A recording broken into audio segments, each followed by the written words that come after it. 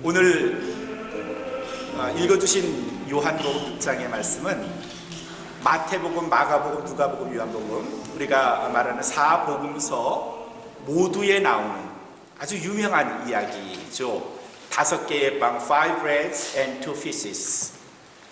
오병이어, 이렇게 한자로는 간략하게 이야기할 수 있는 그런 예수 그리스도에 의한 어떤 미러클, 기적에 관한 말씀입니다. 하나님의 은혜가 그리스도를 통해서 이렇게 사람들에게 풍성하게 내렸다 하는 그런 이야기입니다.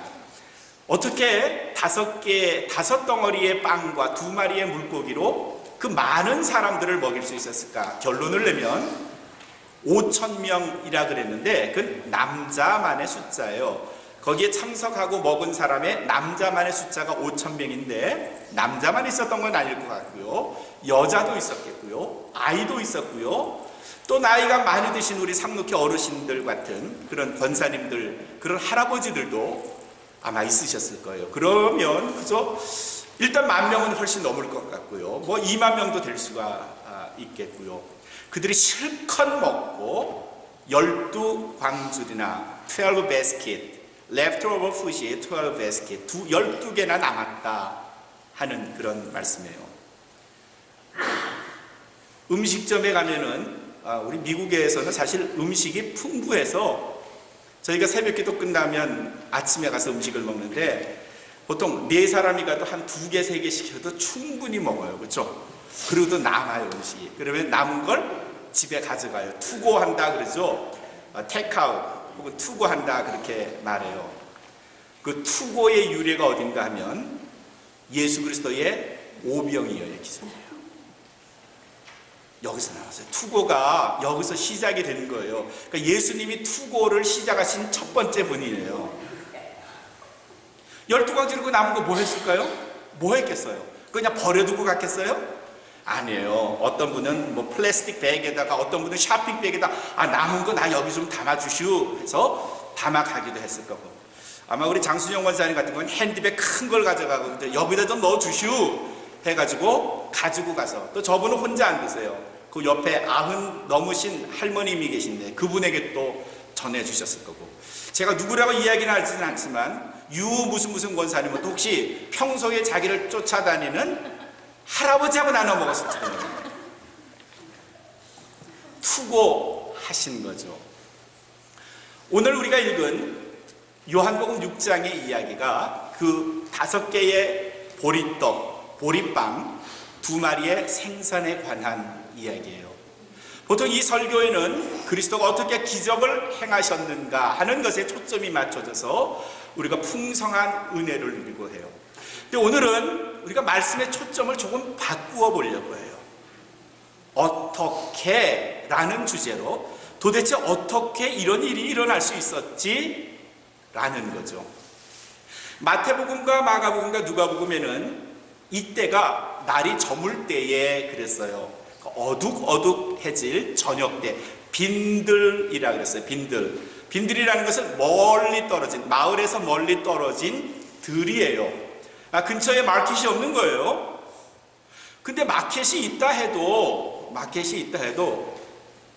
남자 5,000명만 먹일 음식을 사러 나갔다고 한다면, 우리 주변에 이 한인타운에 마켓이 많죠. 5,000명 먹일 음식을 사러 여러분들을 내보내면 금방 삽시간에 5,000명 먹을 음식을 가져올 수 있을까요? 있어요? 없어요. 제 생각엔 없어요. 제 생각에 5,000명을 먹으려면 이 도시 로스앤젤레스에 있는 한인타운에 벌컥 뒤집어 놨고 있는 거 다 끌어와도 5,000명, 그것들이 또 남자만이에요. 여자, 아이들, 또 어르신들은 먹을 게 또 따로 구해와야 될지 몰라요. 다른 말로 하면요, 빌립은 200데나리온이 있어야 한다 그랬는데 200데나리온이 아니라 2,000데나리온, 200데나리온이 얼마쯤 되는가 하면 한 데나리온이 보통 노동자들이 일하는 하루 품삯, 그래서요 10불, 1시간에 10불을 버는 노동자의 하루 일당이면 80불이니까 거기에 200을 곱하면 되는데 그 정도면 상당히 많은 거고요. 근데 돈의 문제는 아니에요. 왜냐하면 돈이 아무리 많은들 그 사람이 먹을 그 음식을 그 자리에서 구할 수 있는 방법은 사실은 없어요. 어떻게 그 당장에 그 많은 사람들을 먹일 음식을 구할 수 있을까?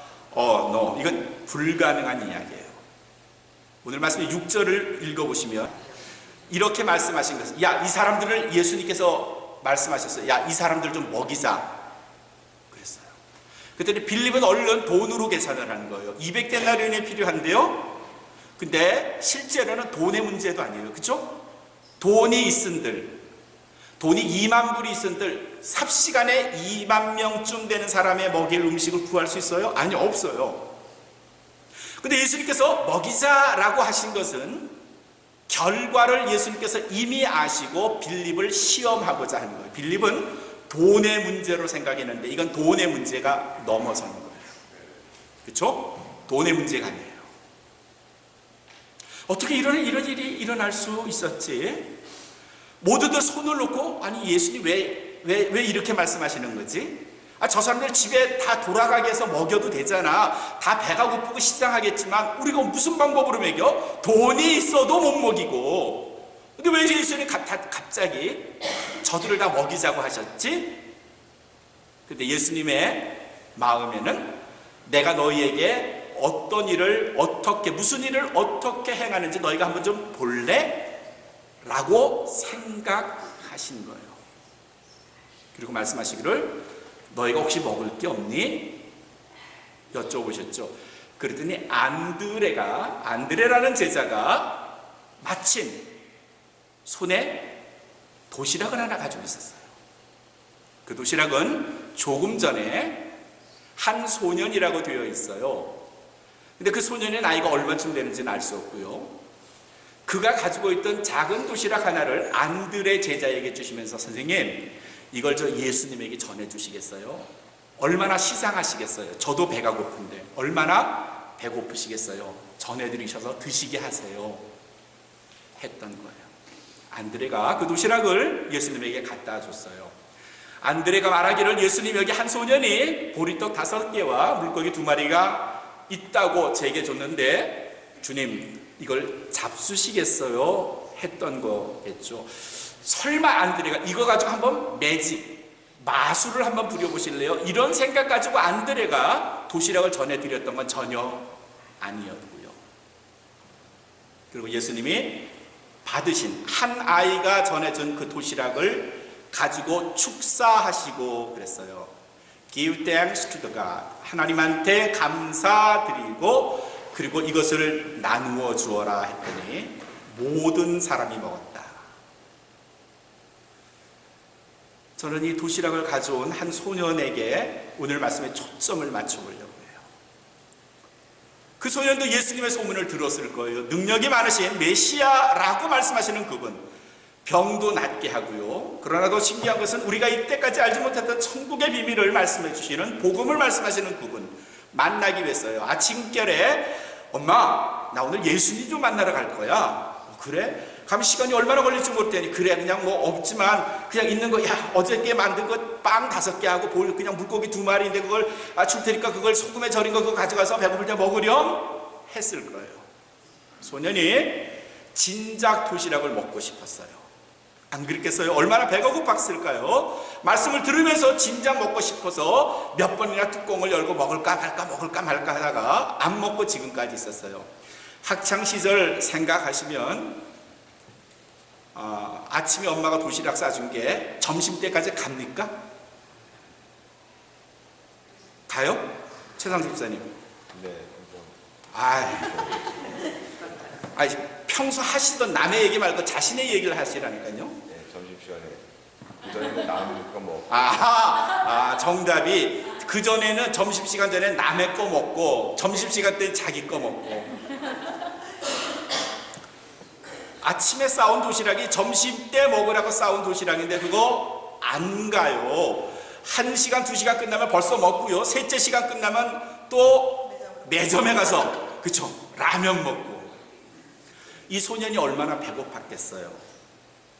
꾹꾹 눌러 참았어요. 마침내 예수님의 말씀이 끝났어요. 화장실도 가고 사람들이 움직이기 시작했을 때 꺼내서 먹었으면 좋았는데 무슨 생각에선지 이 소년은 자기를 생각하지 않고 누굴 생각했어요? 주님을 생각했어요. 나한테 말씀을 전해주신 그분을 생각했어요. 그리고 드렸던 그 도시락이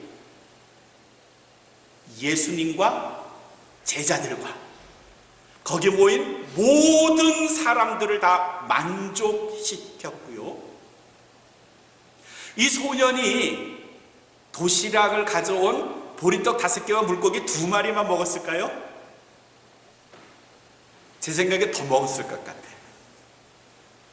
보리떡 10개는 먹었을 것 같고 물고기도 한 5마리쯤 먹지 않았을까요? 왜냐하면 남은 게 12광절이니까 모두들 혁대를 풀고 실컷 먹었을 거예요.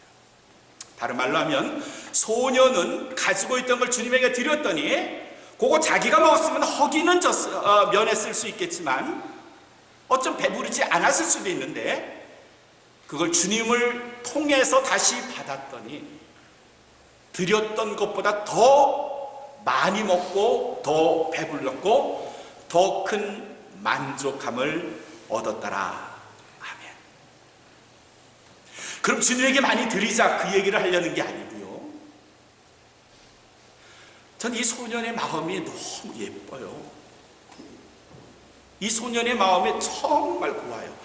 어떻게 자기도 배고픈 그 순간에 다른 사람을 생각할 수 있었지?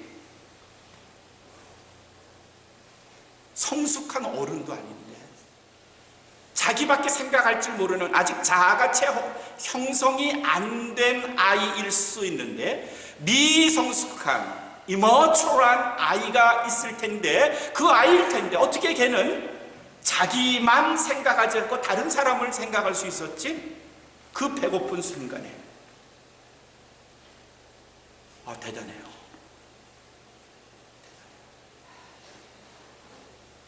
크리스천이 이쯤 되면 참 좋겠다는 생각을 해요. 이런 일을 우리는 다른 한자어로 배려 그렇게 말해요. Consideration for others. 다른 사람을 생각해 주는 거예요. 성경에서 사랑이라는 단어가 무수히 많이 나오지만 너무 막연해요. 어떨 때 그 사랑을 정의하기도 어렵고 실천하기도 참 어려워요. 근데 오늘 요한복음에서는 그 사랑을 아주 구체적으로 실현하는 방법을 우리에게 가르쳐 주는데 그건 뭔가 하면 배려하는 거예요. 다른 사람을 생각하는 거예요. 어떻게 생각하느냐? 이게 이 소년이 처음 했던 일이 아니고요. 레위기 23장 22절에 하나님께서는 이스라엘 백성들에게 너희는 이렇게 다른 사람을 생각하고 살아라 라고 가르쳐 주시면서 주신 말씀에 너희 땅에 곡물을 벨 때에 레위기 23장 22절에 있는 말씀이에요. 너희 땅에 곡물을 벨 때, 그 말은 뭔가 추수할 때에 그런 뜻이죠. 밭 모퉁이까지 다 베지 말고 밭 모퉁이까지 끝까지 다 베지 말고 뿐만 아니라 떨어진 것을 줍지 말고 땅에 떨어진 거 나달 추수하다 보면 땅에 떨어지죠. 줍지 말고 너는 그것을 가난한 자와 객이라는 건 누군가 하면 여행자들이에요. 가난한 자와 객을 위하여 버려두라 그랬어요. 참 구체적이죠. 하나님의 말씀, 사랑하는 방법, 다른 사람을 배려하는 방법이 참 구체적이에요. 너희 땅에 곡물을 벨 때에 밭 모퉁이 끝까지 베지 말고 땅에 떨어진 것 줍지 말고 너는 그것을 가난한 자와 객을 위하여 버려두라. 근데 우리는 부지런하다라는 미명으로 땅 끝까지 베고요, 알뜰하다는 이름으로 땅에 떨어진 것 다 주워요. 거기에는 자기를 생각하는 마음은 아주 성실하게 깃들어 있지만 다른 사람을 생각하는 마음은 부족해요. 이솝우화에 다른 사람을 생각하지 않는, 배려하지 않는 아주 좋은 이야기 한 편이 들어가 있어요. 여우와 학이라는 제목이에요. 아시죠? 그렇죠?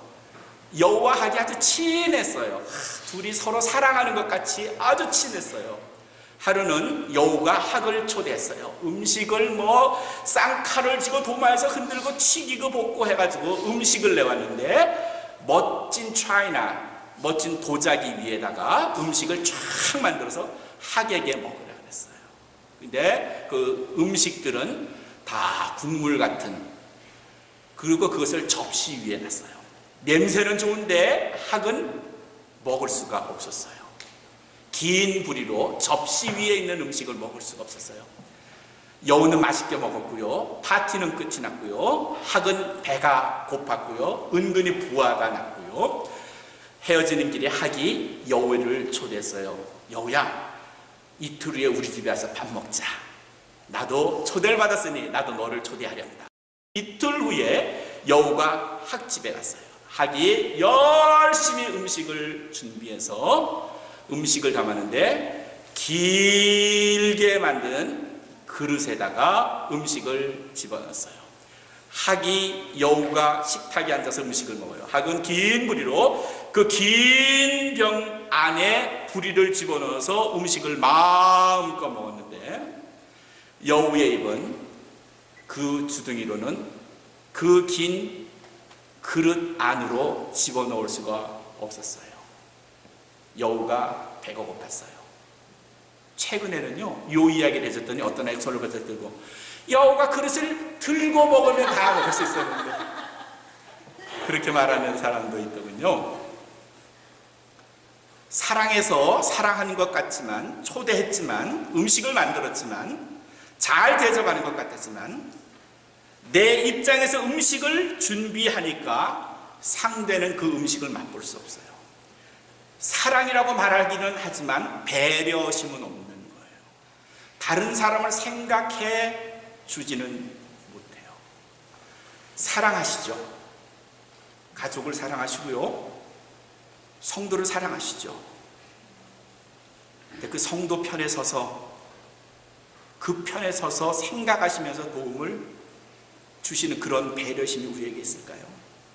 레위기 23장 22절의 이 말씀대로 보아스라는 사람은 자기 땅 넓은 땅에 추수할 때 곡식을 다 안 뺐어요. 땅에 떨어진 걸 줍지 않았어요. 그냥 놔뒀어요. 그랬더니 모압 땅에서 살아다가 이민을 온 룻이라고 하는 여자가, 과부가 너무 배가 고팠어요.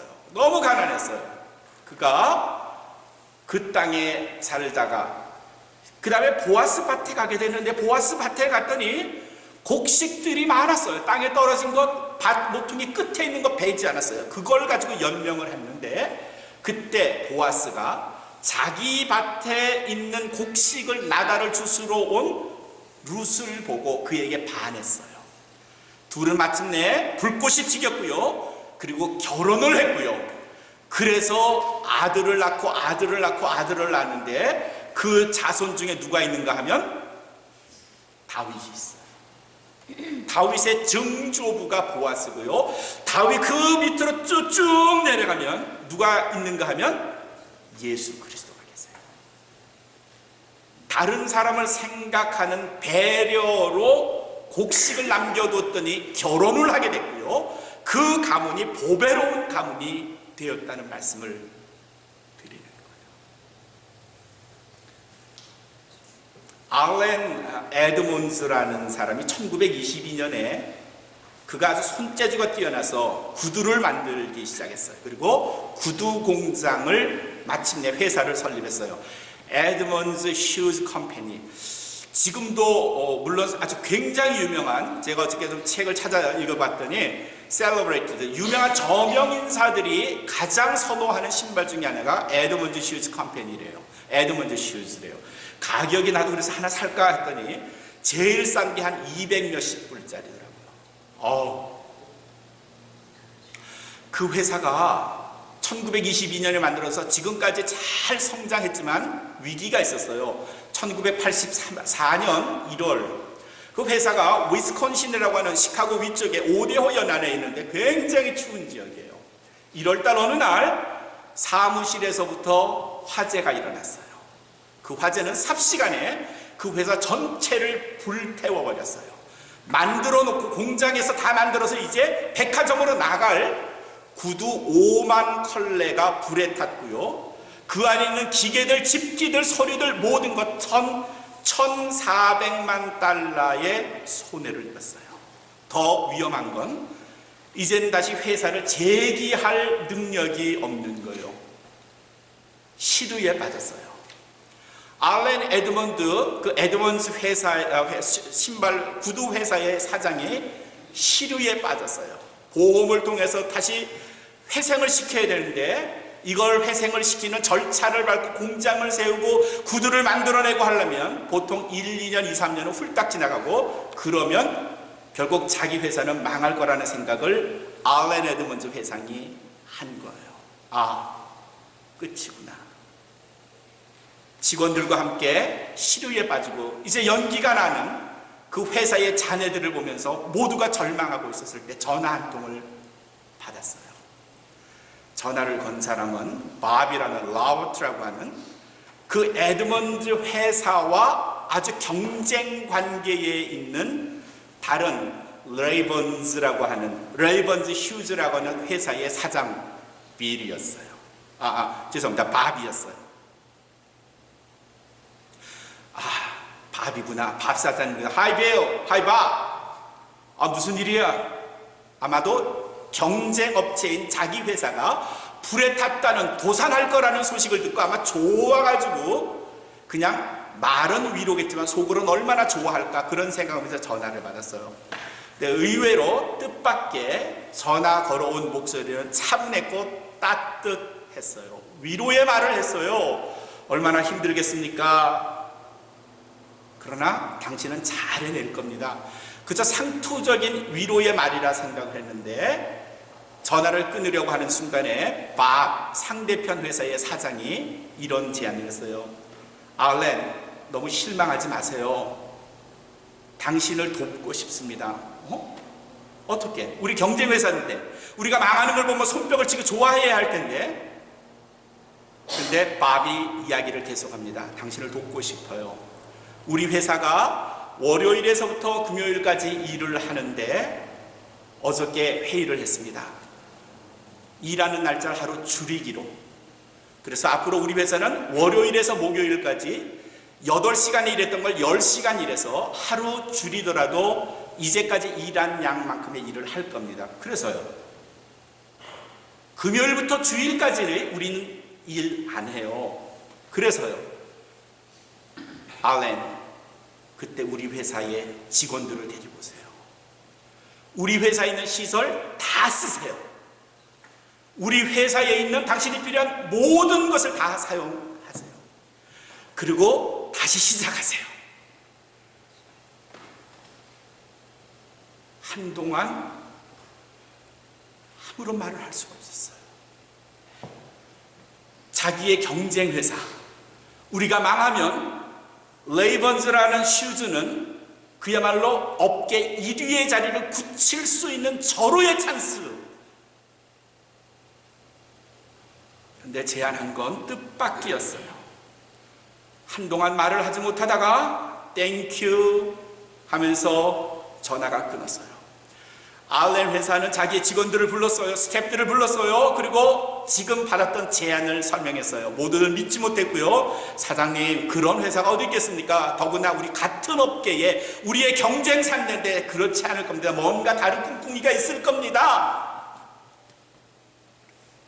그런데 그런 이야기들은 정말 그 회사, 밥이라는 회사가 자기 회사의 문을 활짝 열고 금요일부터 일하기로 한 그 첫날부터 무너지기 시작했어요. 밥이라는 사장은요, 자기 회사 목요일까지 다 일한 후에 그리고 정리를 깨끗하게 했어요. 공장을 깨끗하게 정리했어요.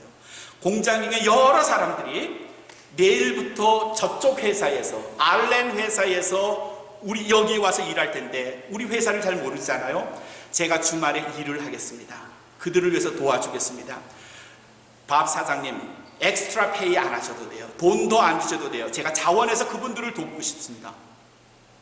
여기저기서 사람들이 손을 들었고요. 그 사람들이 자기 회사에 처음 오는 상대편 알렌 회사의 사람들을 따뜻하게 맞다가 이 기계는 이렇게 사용하는 거고요. 필요한 물건은 여기에 있고요. 혹시 모자라면 제게 전화 주시고요.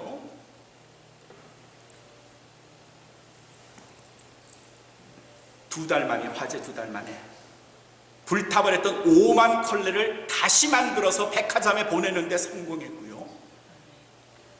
5년 안에 인슈런스에서 돈을 받아서 회사를 다시 만들 수 있었고요. 그래서 재기한 에드먼드 휴즈 컴퍼니는요, 지금도 많은 사람들, 저명한 사람들이 즐겨 찾는 신발이 되었고요. 어떻게 밥은 자기의 경쟁회사가 망하는 걸 그냥 기뻐하면서 보지 못하고 기꺼이 그를 도와가면서 경쟁회사를 다시 재기시킬 수 있었을까? 밥은 이런 이야기를 했어요. 1970년 마이애미에서 크리스천 평신도들 컨퍼런스가 있었대요. 그 컨퍼런스에 참석을 했어요. 자기는 크리스천이라고 생각을 하는데 크리스천 리더이긴 한데 내 마음에 만족함이 없어요. 영적 만족함이 없어요. 회의를 하던 중에 누군가가 읽고 묵상을 했던 말씀, 로마서 3장 28절의 말씀이 가슴에 꽂힌 거예요. 사람이 의롭다 함을 입는 것은, 사람이 의롭다 하는 인정을 받는 것은 율법의 행위에 있지 않고 믿음으로 말미암아 되는 줄 우리가 인정하노라.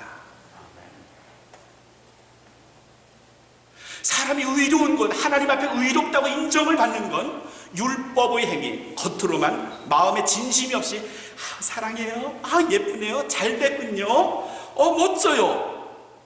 근데 진심은 아휴 멋지긴, 저 회사 망해라, 너 잘 되는 거 한번 내가 두고 보자.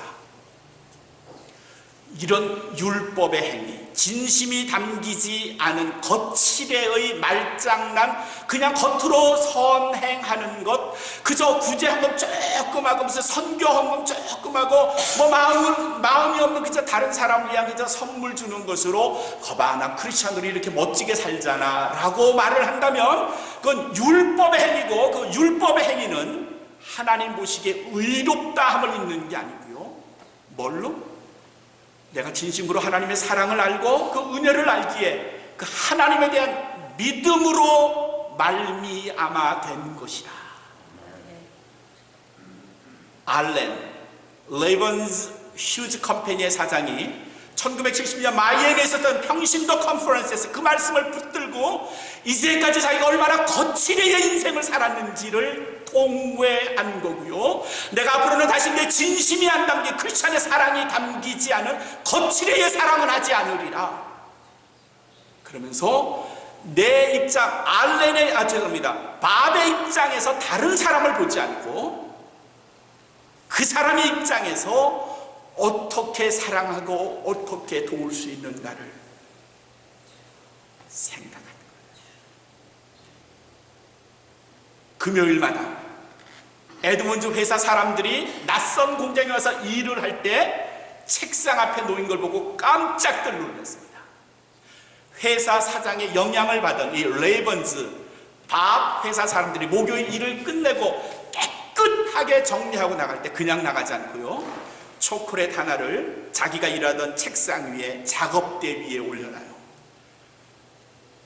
My new friend, 내 새로운 친구요, 여기서 즐겁게 일하세요. 배가 고프면 요거 잡수세요. 가지고 온 조그만 간식 하나, 조그만 카드, 메모에 쓴 마음이 담긴 글, 성경 구절, 요런 걸 남겨놓고 가요. 그러면 낯선 회사에 일하러 온 레이먼즈 회사의 사람들이 작업대에 딱 앉고 책상에 딱 앉을 때 책상 위에는 초콜릿, 사탕, 편지, 카드, 그걸 보면서 배려가 뭐구나, 사랑이 뭐구나, 크리스천은 어떻게 살아야 하는구나를 배우는 거죠. 사랑하는 성도 여러분, 사랑장이라고 하는 고린도전서 13장 5절에 사랑은 이런 거라고 이렇게 말해요. 사랑은 무례히 행치 아니하고, 무례히 예의 범절 없이 마구자기로 자기의 감정대로 말하는 게 사랑이 아니래요. 자기의 유익을 굳이 아니하고, 또 정확하게 말하면 자기의 이익만 생각하지 않고 내 편에서만 상대를 사랑한다고 말하지 않고, 그런 뜻이에요. 그의 편에서 그가 어떤 게 필요한가, 그의 입장은 어떨까를 생각하는 걸 사랑, 다른 말로 배려라고 말하는 거죠. 우리가 크리스찬이잖아요. 사랑한다고, 사랑해야 한다고 말하잖아요. 어디에 앉아서 사랑한다고 말씀하세요? 내 자리? 내 편? 내 입장? 그리고 상대에게 끊임없이 날 좀 이해해서 Please understand me 이렇게 이야기를 하신다면, 우리는 여전히 미숙한 크리스천들이에요. 밥 라버트라고 하는 일레번즈 회사의 사장이 업계 1위가 될 수 있는 절호의 찬스를 포기하고 믿음으로 상대를 사랑하고 배려하는 것을 보여준 이 사건이 얼마나 위대하고 많은 사람들에게 영향을 끼쳤겠습니까? 우리 교회 여러분들이 로마서 3장 28절의 이 말씀으로 도전을 받고 변화를 받아서 다른 사람을 생각해 주는 거예요. 자기의 배고픈 것을 꾹꾹 눌러 참으며 그리스도에게 떡과 물고기를 전해줬던 이 아이의 배려,